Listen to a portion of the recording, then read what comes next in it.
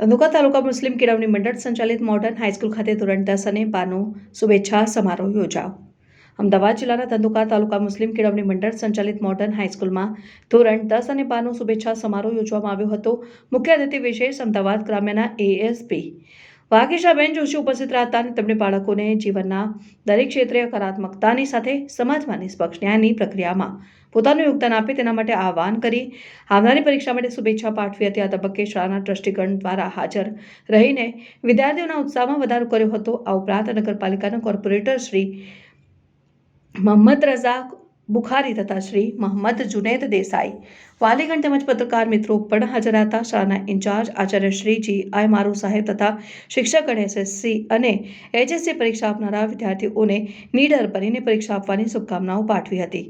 શાળાના મદદની શિક્ષક શ્રી એસ.એમ. સૈયદે બાળકોને પ્રોત્સાહિત કરવા માટે 90%થી વધારે લાવનાર વિદ્યાર્થીઓને ₹30,000નું પ્રોત્સાહક ઇનામ અને મદદની શિક્ષક વાય.એમ. સૈયદ દ્વારા ધોરણ 10 અને 12માં 90%થી વધારે લાવનાર વિદ્યાર્થીઓને ₹11,000નું પ્રોત્સાહન ઇનામ આપવાની જાહેરાત કરી અને વિદ્યાર્થીઓ દ્વારા શાળા અને દરેક શિક્ષક તથા સ્ટાફગણને ભેટ તેમજ સોગાતો અર્પણ કરવામાં આવી હતી. સમગ્ર કાર્યક્રમનું સફળ સંચાલન શાળાના મદદની શિક્ષક તૌસીફ આઈ મલેક સાહેબે કર્યું હતું. थैंक यू आप लोगों ने मुझे अपने इतने अच्छे स्कूल में बुलाया और इतना अच्छा मेरा स्वागत किया. बहुत बहुत दिल से थैंक यू सबको. यहाँ पे 12th અને 10th में हाँ लोग हैं. 12th वाले कौन कौन हैं? नीचे वाले 12th वाले, ऊपर वाले 10th, ऐसा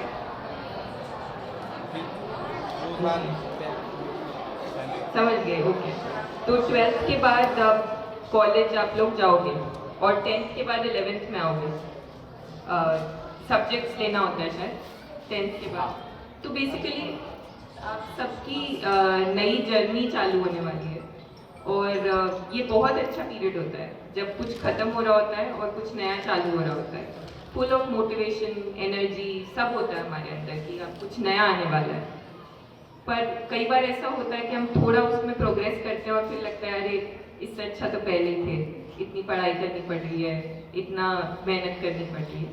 तो ये जो आप में अभी एनर्जी है, इतना आप जोर जोर से तालियां बजा रहे हो, इतना खुश हो रहे हो, ये एनर्जी हमेशा रखो, पूरे प्रोसेस में रखो.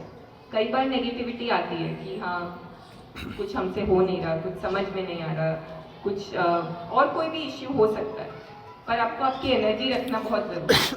उन टाइम्स पे आपको ज़रूरी है, तभी आप कोई जो लॉन्ग टर्म गोल है उसको हासिल कर पाओगे. इसके अलावा अब आप स्कूल से निकल रहे हो 12th वाले पर्टिकुलरली, तो आप दुनिया में जाओगे, देखोगे चीज़ें और आपको समझ आएगी और आप कॉलेज के बाद शायद काम चालू करें या कुछ लोग शायद अभी से कुछ अपना व्यवसाय चालू करें या कोई और काम चालू करें. तो जो भी आप करते हो उसमें एक चीज़ हमेशा ध्यान रखिए कि कुछ अपने साथ या किसी के साथ कुछ भी गलत नहीं होना चाहिए, अन्याय नहीं होना चाहिए. आप किसी के साथ भी कुछ बुरा होते हुए देख रहे हो, कोई मानो कोई नबला व्यक्ति है, कोई ऐसा है कि भाई वो अपने आप को प्रोटेक्ट नहीं कर पा रहा, तो आपकी जिम्मेदारी है कि आप उसको प्रोटेक्ट करो. आप गवर्नमेंट के साथ रहो, पुलिस के साथ रहो और इंश्योर करो कि जो हमारा समाज है उसमें सब अच्छा हो, जस्टिस हो. जस्टिस माने समझते हैं सब न्याय हो बेसिकली. ऐसा नहीं होना चाहिए कि कोई वीक है तो उसके साथ कुछ खराब हो रहा है. बाकी सब जानते हैं आप लोग बहुत सक्सेसफुल होंगे, आप लोग बहुत एनर्जी है, दुनिया गवर्नमेंट दुनिया देश हमारा आगे बढ़ रहा है, विकसित भारत बनने वाला है 2047 में, 2047. सही बोला? 47 से होता है. यस. ठीक है. तो एक्ट में गुजराती न्यूमरल्स में थोड़ा इशू है. तो विकसित का मतलब क्या? विकसित का मतलब ऐसा कि हमें अमेरिका जैसा बनना है, ऐसा होता है विकसित का मतलब? ऐसा नहीं है. अमेरिका में भी बहुत अन्याय है, बहुत दिक्कतें हैं, वो नहीं. भारत का विकास न्यायिक विकास होना चाहिए, ऐसा विकास जहाँ पे सब अपनी आवाज़ उठा सकें, सब अपने आप को डेवलप कर सकें और अपने समाज को विकसित बना सकें. तो ऐसा विकास चाहिए हमें. ये नहीं कि भाई हमें फास्ट कार्स चाहिए या फ्लाईओवर चाहिए, वो सब तो है ही, वो सब आप बनाने में अपना कंट्रीब्यूशन दोगे. कुछ यहाँ पे इंजीनियर्स होंगे जो हमारे देश को बिल्ड करेंगे, कुछ डॉक्टर्स होंगे जो हमारी मेडिसिन को आगे लेके जाएंगे, कुछ ह्यूमैनिटीज से, सोशल साइंस से होंगे जो हमारे समाज को डेवलप करेंगे। कुछ गवर्नमेंट में आएंगे, कुछ पुलिस में आएंगे, लेकिन ओरिएंटेशन एक होना चाहिए कि न्याय मिलना चाहिए सबको, किसी के साथ कुछ बुरा ना हो, जो वीक है उसका हम साथ दे पाए। जो भी आपने प्रेयर्स गाई हैं उन सब का मतलब यही है कि भगवान भी चाहता है कि आप अपने हाथ में न्याय का जिम्मेदारी उठाएं और अब इसके लिए इम्पोर्टेंट है कि आप खुद मजबूत बनें, इमोशनली, फिजिकली, कॉग्निटिवली। कॉग्निटिव माने कि आप दिमाग आपका मजबूत हो, फिजिकली मतलब शरीर मजबूत हो, और इमोशनली मतलब फीलिंग्स मजबूत हो। तो ये तीनों चीज़ों पे आपको ध्यान रखना है।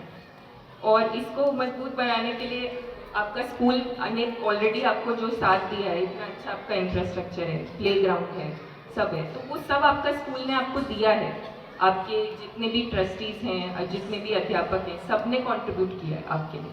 अब आपकी बारी है कि आप अपनी अगली जनरेशन को, अपने आप को कैसे बढ़ाओगे आगे उस हिसाब से।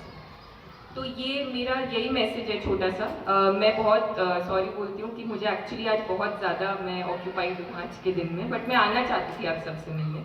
आई विश कि बाद में मिलने का मौका मिले। 10th वालों से मिलेगा, 12th वालों का आज एग्ज़ाम चालू हो रहे हैं शायद 27 से। तो all the best for your exams. कभी भी निराश मत होना, एक दो पेपर गलत चला भी जाए तो कोई बात नहीं, अगला हमेशा हमारे पास मौका होता है।